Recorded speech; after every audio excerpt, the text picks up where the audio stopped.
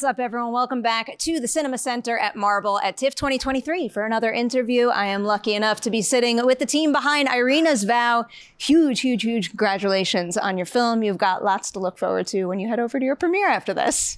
Thank you very much. I mean, we're all feeling a little overwhelmed, I think. I feel like that's the good kind of overwhelming, though, and it's gonna pay off. I got very high hopes. So a lot of our audience does not know about your movie just yet. Louise, I'm gonna ask you to do this. I'm sure you're gonna be doing this quite a bit during the festival, but can you give us a brief synopsis of the film for people who don't know about it just yet? Okay. Well, Irena's Vow is about that woman, Irena Gut, who was a Polish Catholic woman, was turning to be a nurse actually, but at some point during the war, the beginning of the war, she was forced labored and she started to work as how do you say that, gouvernante, maid. A maid. For Rugmer, Dougray's character, and. At some point, she did risk her life to save the lives of some Jews, and she did hid them in the villa, in Rugmer's villa. So this is a true story. It's the story about her courage, but mostly about just, she was a giver. So she wanted to help the others, whatever religion, whatever the culture, whatever who you are, where you're from, just like help one another. And it's a film about love for sure and hope. Spot on description right there. Spot on description, but I will say until you're fully immersed in the story, you don't get that kind of overwhelming sense of emotion. It's really something else. I wanted to ask you about something that I read in our press notes that Dan had said, because Dan brought it to the stage, then of course adapted it. And he mentioned the story is so much more relevant today than it was 10 years ago when he first wrote the play. So of course it is based on a true story, but is there anything the two of you wanted to evolve or bring out and focus on in the film more because of the increased relevancy? I think it's out there. Irena's story is relevant, but what we did experience, and actually Dan Gordon did visit the shoot, the first days of the shoot, and we were shooting in Lublin. That's just next door to Ukraine border. And at some point, day 2 of shooting, we were shooting that. It's a difficult scene with a scaffolder, and so we had stunts to rehearse that scene. And at some point, we did shoot that scene, but we had to put signs all over the place for people walking by, because in Polish, in English, and in Ukrainian, because at that point, so many Ukrainian refugees they were and are in that town, and to see they were exposed to a scene that's quite violent that occurred more than 50 years ago, but it still happens today in various ways. And so reality meets fiction in that sense, in that way. And actually Dan, after one take, he came out and he cried so much. And when he saw Sophie, and he was like, she looks so much like Irena, because the last 10 years of Irena's life, they were friends.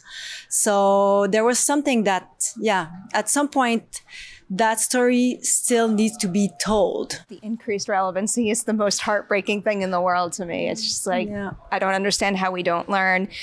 Given how challenging this material is, Sophie, what would you say, also because you've had your fair share of very challenging material recently, what is the key to being able to access a headspace in a scenario like that, but also, I guess, kind of protect yourself and know that you could pull out of it? Yeah, I don't know, it's just always come really natural to me. I'm able to tap out of it weirdly very easily. Give me your secrets for my day-to-day life, please. Yeah, I actually have a harder time in my day-to-day life to get rid of anxiety. That's more the issue, actually. But I don't know, on set, I'm so playful all the time. I like to joke around. I like to keep it light. Obviously, it was very easy to tap into the heavy material because we were surrounded and by all of this decor, by the sets, by the Holocaust symbols, the swastikas and everything. And so we felt completely immersed. And so it was very easy for me to tap into the gravity of it all, and to just feel scared and just terrified, sad, all of these emotions. But I don't know, for some reason, as soon as she calls cut, I'm like thinking about what I'm gonna eat for lunch, quite literally, sometimes even during the scene. So it's never really been a problem for me to keep it light. Most impressive. I feel like when you're doing something with maximum passion like that, it might be like, I can sit here and talk like a normal human being, but if we walk over there after and I start talking, I'll speak gibberish and nothing will make sense anymore. Right after a crying scene, I'm over the crying scene already. Most impressive. All right, now I'm going to make the two of you make Sophie blush right now, because I'm a big believer that you need to lead more projects in the future. So what is something about her as a scene partner and as a lead actor that you really appreciated and you're looking forward to more actors and directors to experience when they work with her in the future? It's very centered around me, and I don't like this. I can't help it.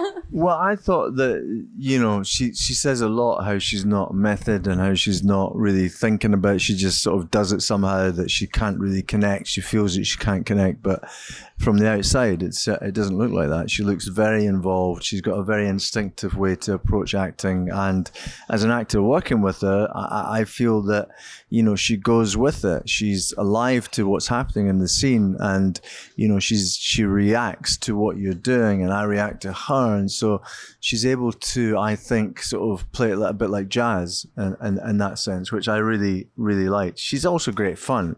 Yes, she does talk gibberish when she's finished the scene, but it makes me laugh. And then similarly, when we're having dinner in the evening, it's just because the subject matter is so heavy, you need someone who just who really kind of roasts you for about an hour and a half, which is what she did regularly to me. So you never get carried away with, you know, anything. Not that I do, but she certainly brings you back down to earth if you needed to be brought back down to earth. Yeah, there are many things. Two main things. She's very smart and sensitive. And actually, I did, I got some proposition from other actors, well-known actors. I met them through Zoom because it was pandemic. And I did suggest Sophie to the producers. They're like, oh, yeah. And then I met Sophie. She was shooting the first season of Yellowjackets, remember? And I think we talked and I knew Sophie from before, and we talked for, let's say, an hour and a half, and never Sophie did talk about herself during that time, that moment. She talked about Irena, she talked about the war, she talked about, you talked about your step-grandfather who was like in a concentration camp at some point in Chile. But we talked about human relationships and how can we be generous and how can we have a better world. We talked about that a lot. And at the end of our conversation, I was like, it was so obvious. She was the one, she was the one. She has that inside her. So to personify this character, Sophie has that inside her, she's generous. She cares about others, and she's curious. And so she would be curious. She's curious about characters and the story, but she's curious with her partners as well, and working partners. So they have, Dougray and Sophie had that. They were interested in one another. So when you're acting and you're really listening to your partner in front of you, they're better actors. They're just more generous, and they let go their ego to be there in the scene. They become the characters. They become the story, So they did that. Oh, I have so many follow-up questions. That. Yeah. That's like a primer for what you can expect when you see that audience after the movie screens. Too much. For both of you, this movie does cover a considerable amount of their experience, but you only have one feature film to get them to feel like full living, breathing characters with a history where all of their motivation is justified. So for each of you, what is something about them that isn't necessarily like seen on screen or said, but you knew was important to making them whole, and now we could feel it informing your performance?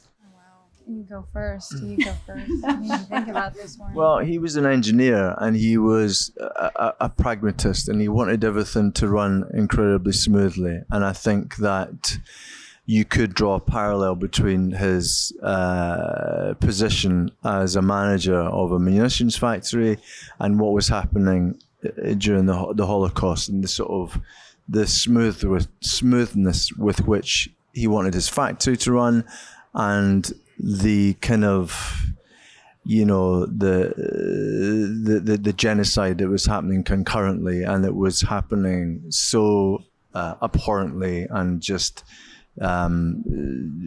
you know, it was just so horrendous what was happening, and yet they all wanted us to be almost like machine-like, like a factory. And I think that he wanted to find some sort of comfort within his relationship with Irena when he met her, because she represented innocence and some sort of light in amongst the darkness. And not that he ever suddenly materialized into being a good person and a good man, but he allowed things to happen that were, you know, that caused lives to be saved, as it were, when he discovered that she was hiding Jews within his cellar of his house. So I think that the inspiration that he found within Irena's character had an effect on life, on the universe, on the light, because you know, I think good will prevail over evil ultimately, and she was an inspiration for that. She was a catalyst for that. She was the kernel, if you like, of that whole movement of good that happened within these horrendous set of circumstances that occurred, this genocide, these mass murders that occurred. So I think the surprising thing for me about him was that his desire, his yearning to, you know, lead a simple life within this this horror, this chamber of horrors. How about for you now, Sophie? That's a good question. I think we never get to talk about her family much in this story, which she's lost right before the war, and I think they're a huge driving force for her. I know that my family, if I can compare, is what grounds me and is what keeps me going, and are the people who I have unlimited trust and love. And so I think we rarely see her alone, but I think in those moments of solitude, she has them with her, and they're the ones carrying her somewhat through this, and in the hopes of finding them again and of being there for her. And I think also coming again from a pretty big family, like she had numerous sisters.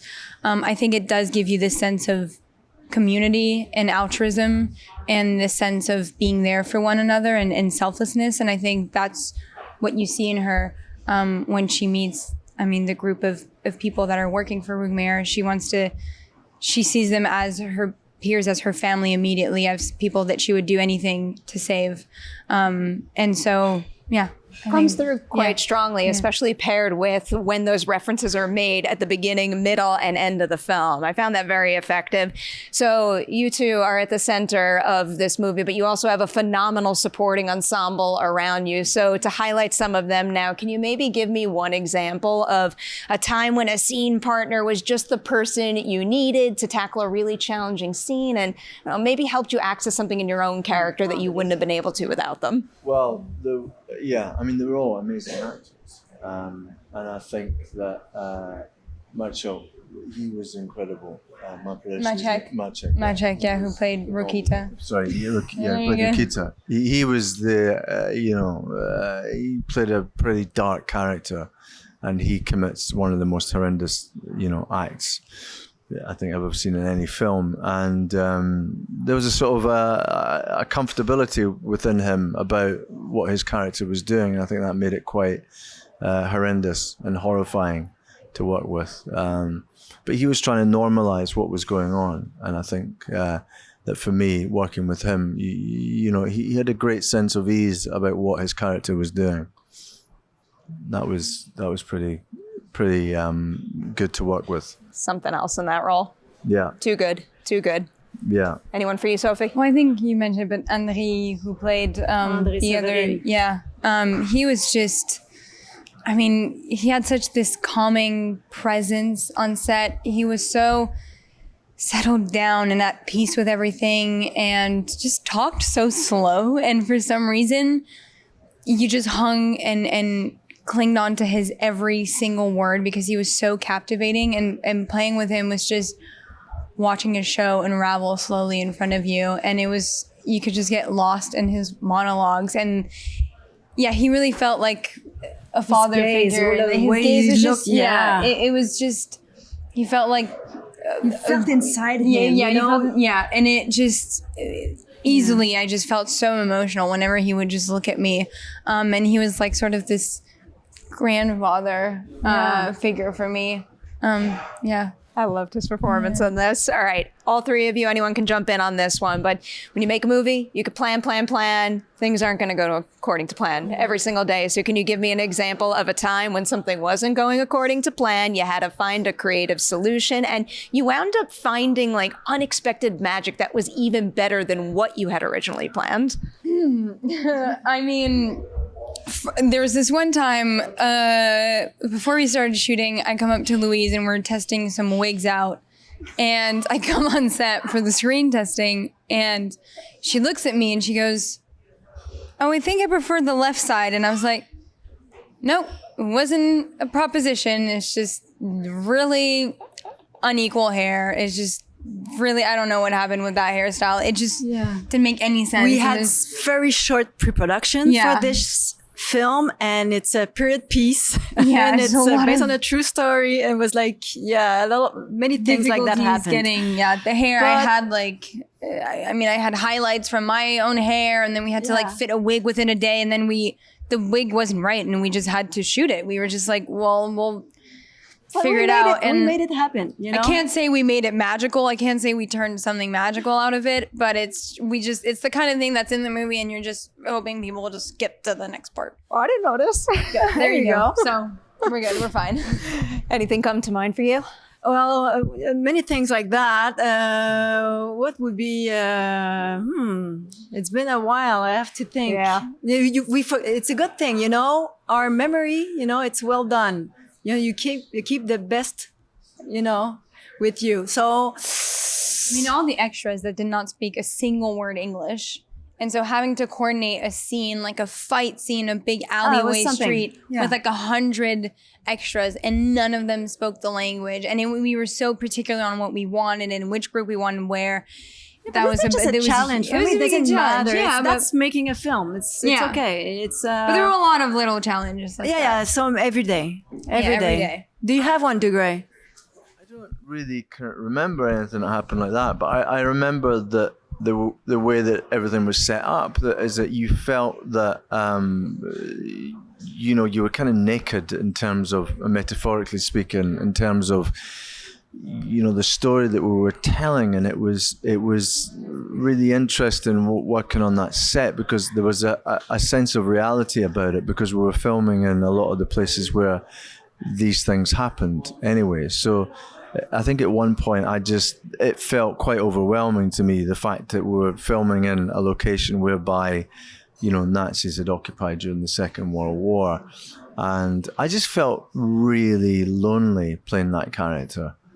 Really lonely. I felt that he was so detached from everything, his family, what was happening in the war.